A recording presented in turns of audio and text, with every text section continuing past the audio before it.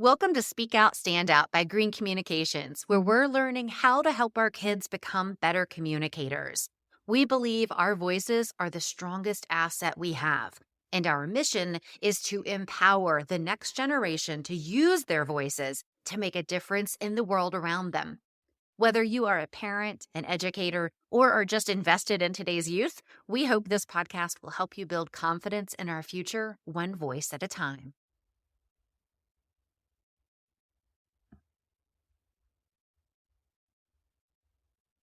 Welcome back to Speak Out, Stand Out. I'm Elizabeth Green, and today's guest is Jennie Hayes. Jennie is a parenting and childcare relationship expert. She has over 20 years of hands-on experience, a background in child psychology research, and her own personal evolution from authoritarian leader to speaking the language of children. And that's what we're here today to talk about. Jennie, thanks for taking your time to chat with us.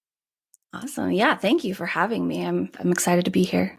So Jennie, before we kind of dive into the conversation that we planned on having, the phrase authoritarian parenting has been, I've noticed this floating around a little bit, but I've never really asked somebody, what exactly does that mean? Or, I mean, I can make assumptions, but explain that to me a little bit. So authoritarian is very much, I kind of relate it to a dictatorship government. So instead of a democracy, it's a dictatorship. So authoritarian parenting is very much like the parents are in charge, the parents know best, the parents know everything, the parents never apologize, the parents are never wrong. And the children are just expected to follow the rules and obey and listen. And I'm guessing this is a fairly common form of parenting because I think most of us were probably raised similarly to that, right? Yeah. Yeah. But we're seeing that there's alternatives, right? And so yes. What does that look like? What are alternatives? So I didn't create these labels, but often parenting is put into 4 categories by researchers. And it's authoritarian, authoritative, which I wish they were much different because it's so easy to mix those 2 words up. Yeah. Passive parenting, and I'm blanking on the 4th one. But authoritative is typically what a lot of other parenting styles are talking about. When we say gentle parenting, when I say relational parenting, when people say conscious parenting, mindful parenting, we're talking about authoritative. So in that, me, the adult, I am the authority in my home. I'm the adult. I'm the capable one. But I'm here to guide my children, not dictate to them every step of the way.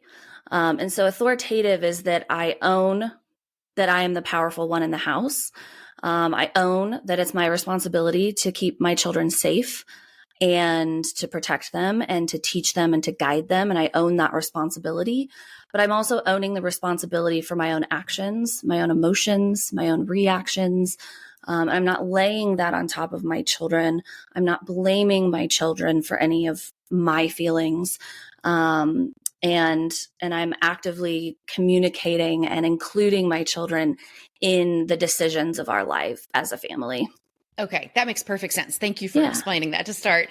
So, and how, I don't know if this is tied to what we're about to talk about, but one of the things you like to talk about is shifting our mindset around what the parenting job is. Yes. And so does that tie into what we were just talking about with authoritative parenting, or is this something different? Yeah, absolutely. So I think often, and I think the generations that we were probably raised in, it was very much the job of parents was to mold and raise your children a specific way to fit into society, to follow certain rules, to show up a certain way outside of the house, to behave a certain way.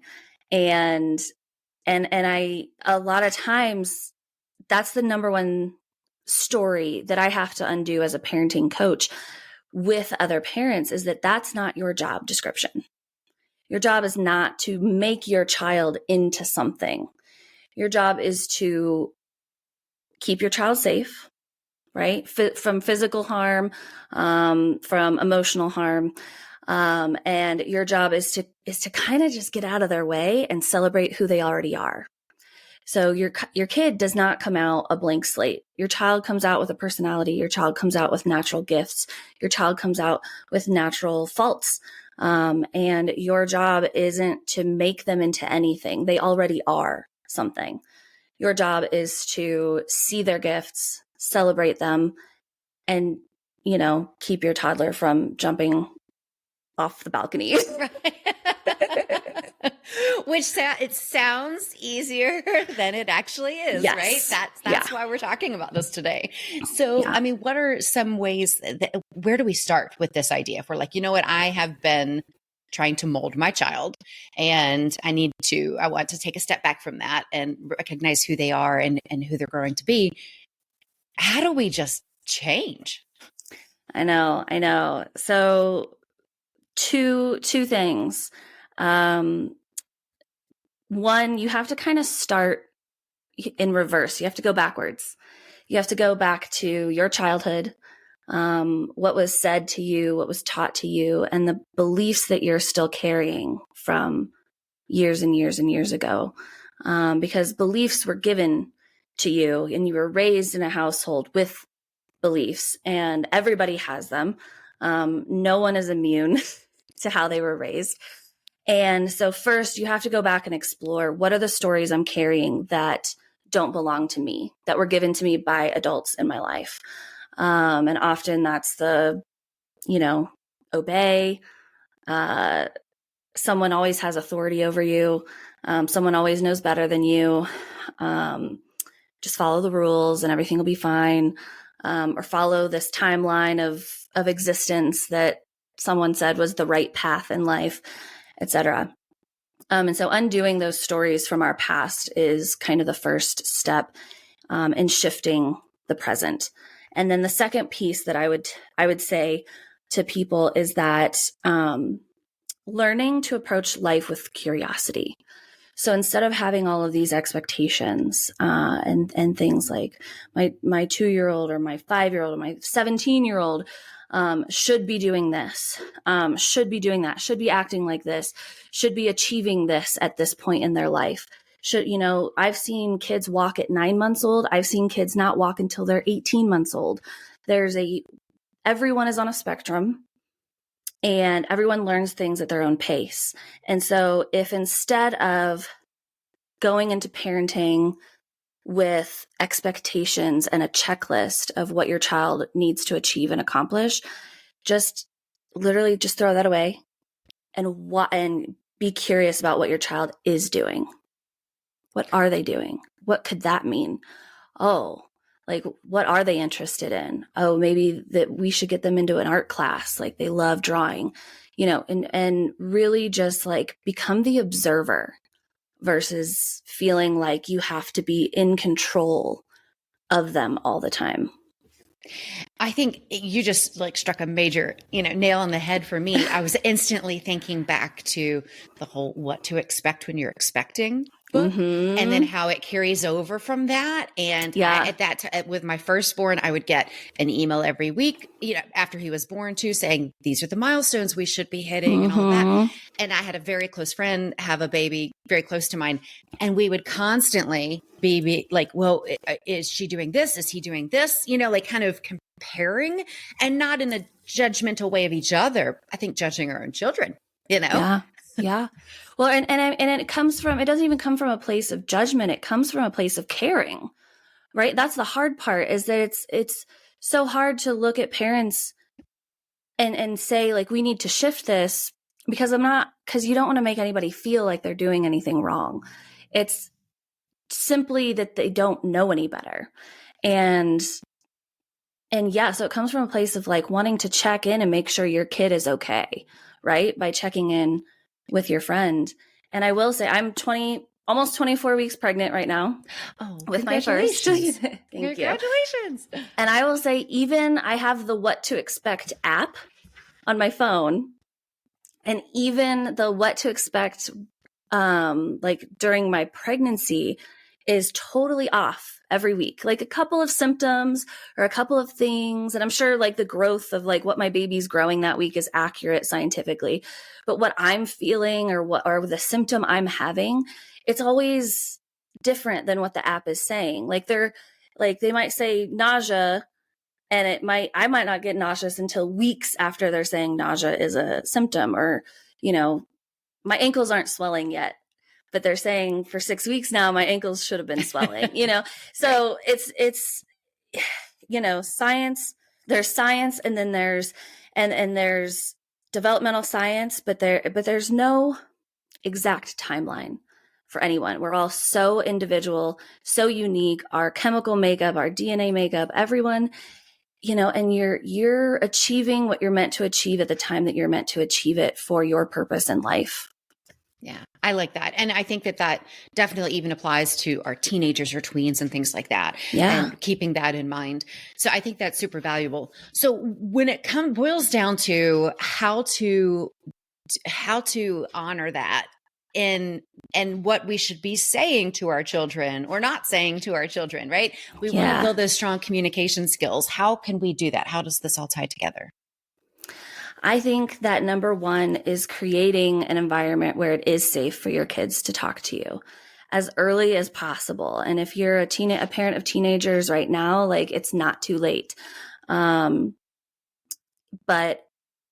it's so important to create an environment where your child can speak their mind, and maybe they're not going to do it perfectly because they're still honing those skills, right? I honestly don't think I honed my diplomatic skills when I'm angry till I was like 30. Same.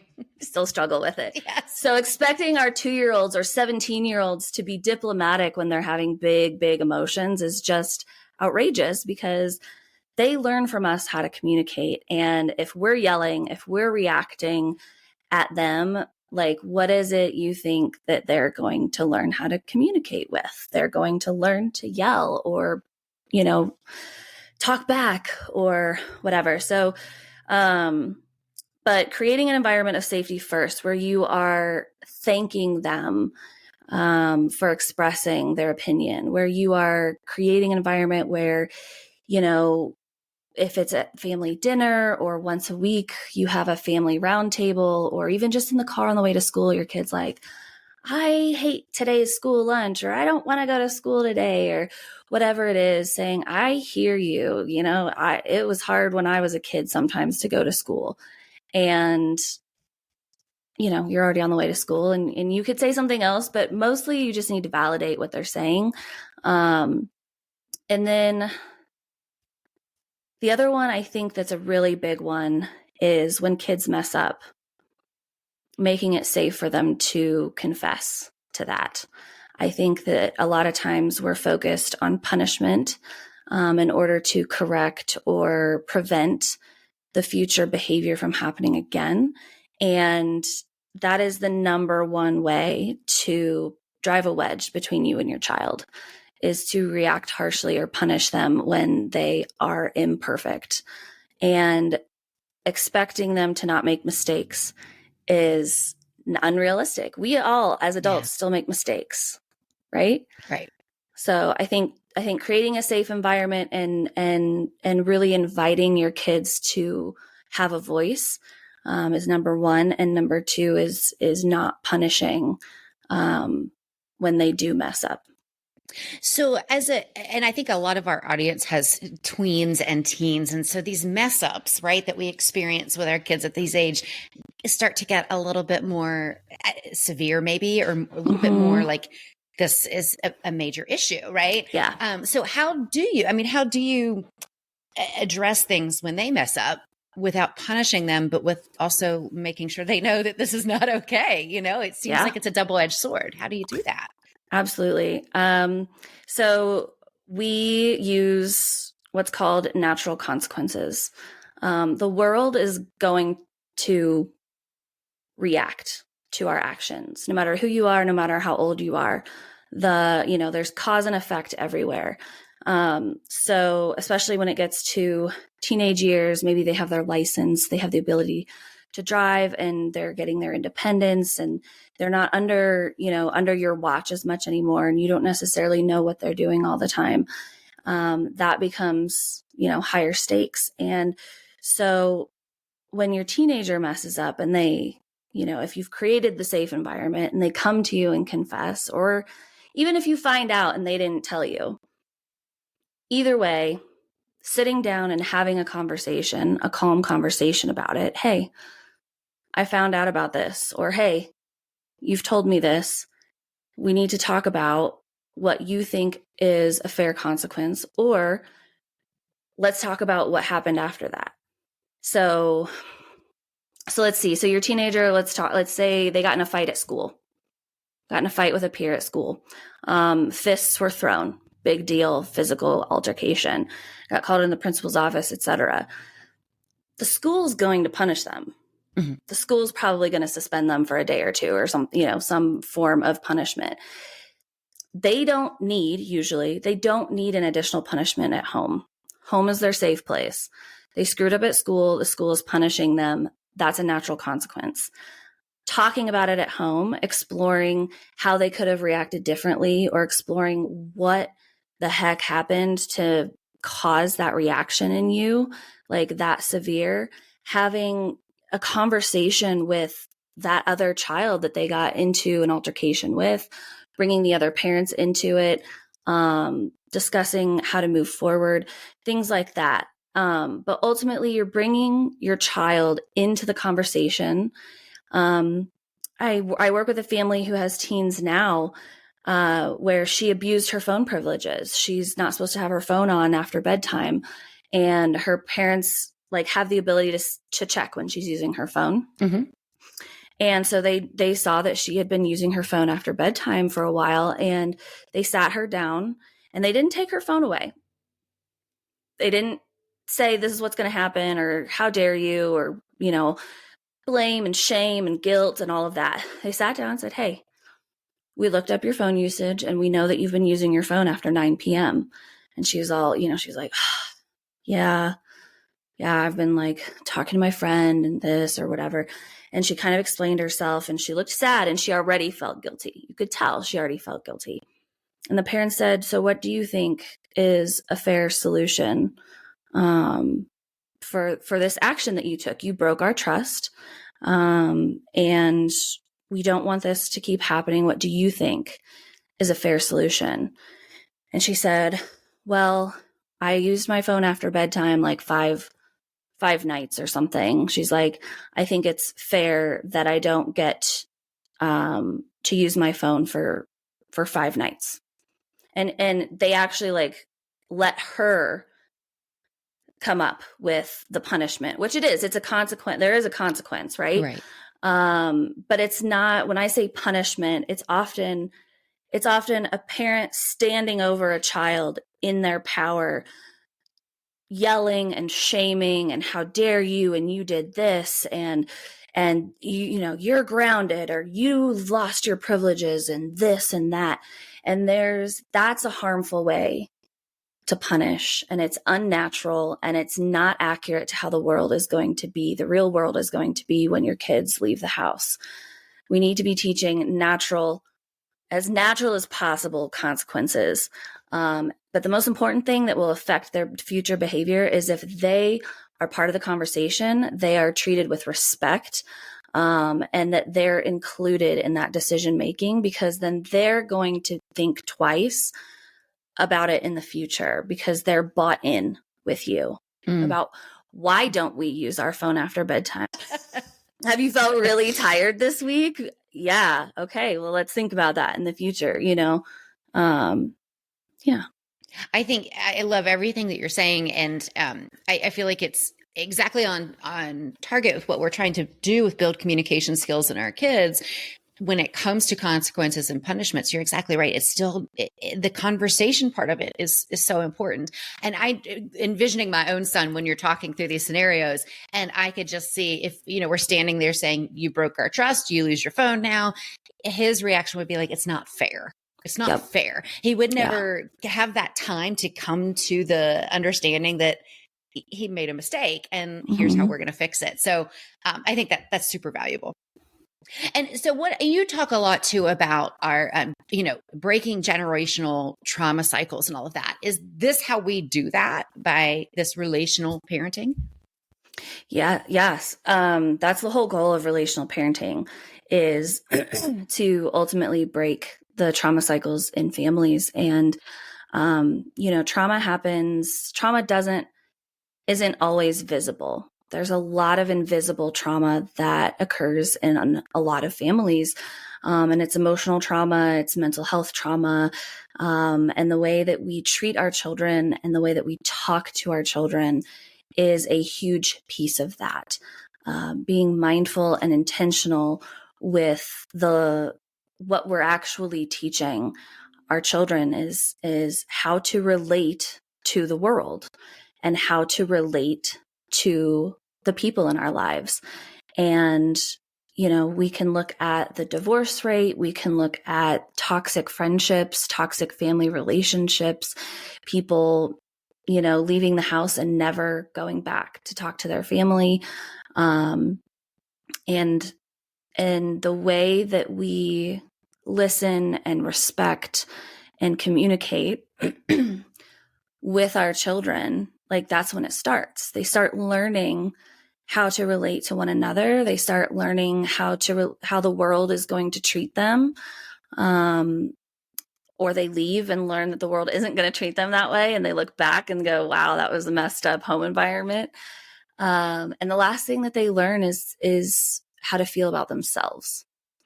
And that's the biggest one, is that all of this childhood stuff that we talk about, all of these relationships to their caregivers, to their social circles, to their family members, to teachers, to everyone in their lives, once they go out into the world, all of those 18 years have taught them how to think and relate to themselves. And when you send your kid out into the world, you want them to be confident. You want them to be resilient. You want them to have a healthy view of who they are and who they want to be.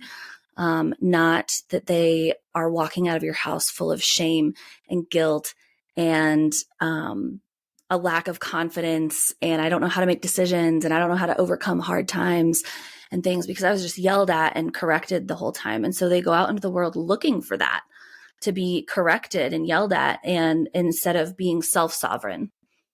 And we really don't, there's a lot of people who don't teach their kids to be self-sovereign, to be responsible for themselves, because we do view the parenting role as, it's my job to correct you. It's my job to fix you. It's my job to do these things, instead of teaching, like, it's my job to guide you into knowing how to do this for yourself. Yeah.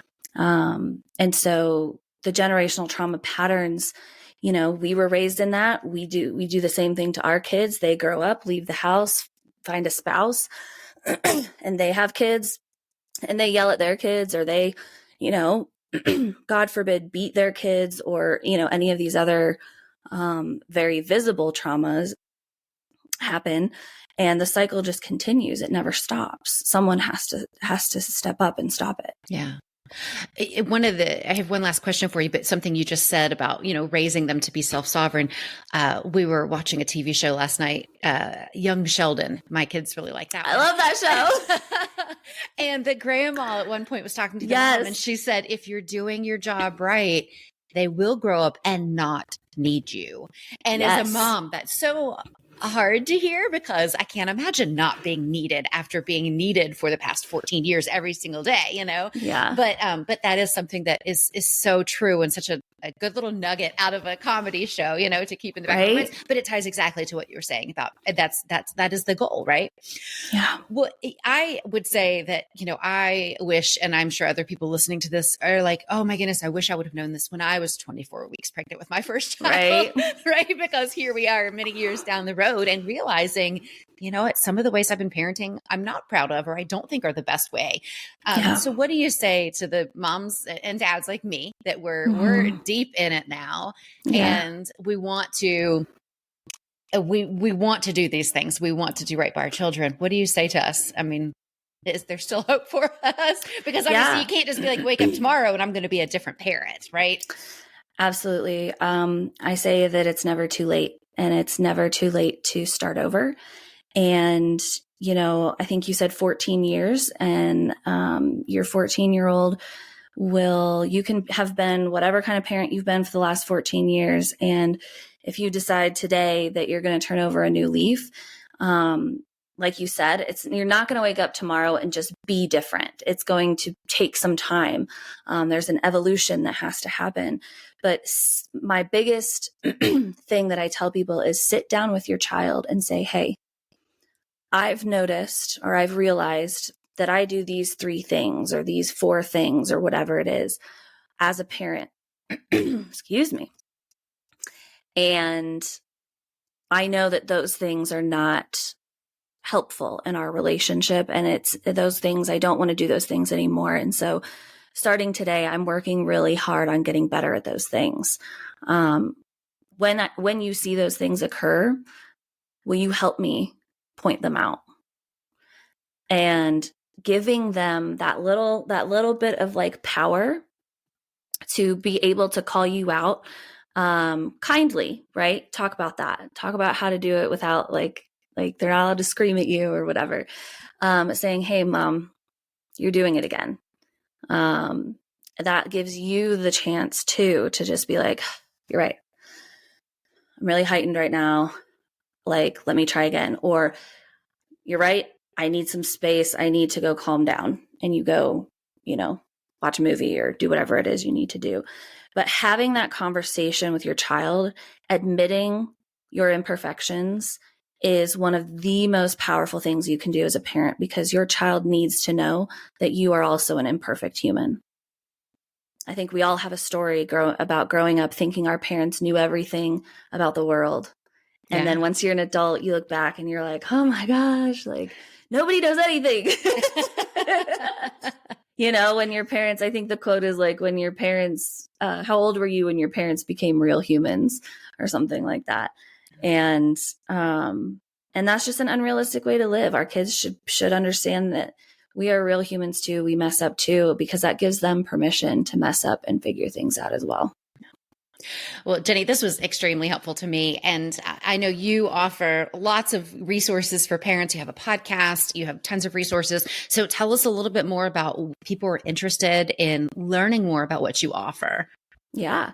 So I have the Relational Parenting Podcast, my little sign up here. And that my dad is my co-host. And we talk, he's a boomer and I'm a millennial, and we have all other generations as guests on the show, and we get to talk about all kinds of parenting topics. We give you really tangible things to walk away with and try at home. And then we also have a lot of those generational trauma discussions where, as an adult child, you could have these conversations with your own parents, because I know that's a huge struggle for a lot of people. And then my website, you can click the link to that, and that's where you can contact me directly if you're interested in one-on-one coaching. And then the last thing that I do have is my freebie. It's a relational parenting workbook. It's kind of an initial jump start to get into some of these concepts that you and I talked about today. And right now it's just the workbook, but I am working on a video that kind of goes along with it. And those things will be free on my website as well. All right. Fantastic. We'll be sure to link to all of that. I know I am going to go grab that right now. So again, Jennie, we appreciate your time and your insight. Thanks so much for being here. Yeah. Thank you for having me. It was great.